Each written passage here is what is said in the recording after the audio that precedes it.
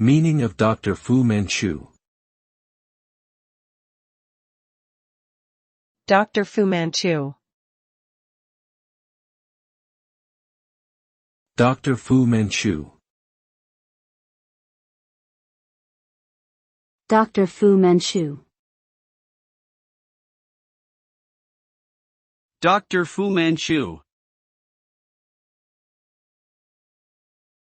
Dr. Fu Manchu is a fictional character who first appeared in a series of novels by British author Sax Rohmer in the early 20th century.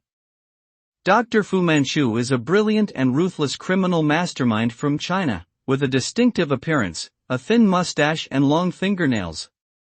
The character has been widely criticized for perpetuating harmful stereotypes of Asian people as villainous and dangerous.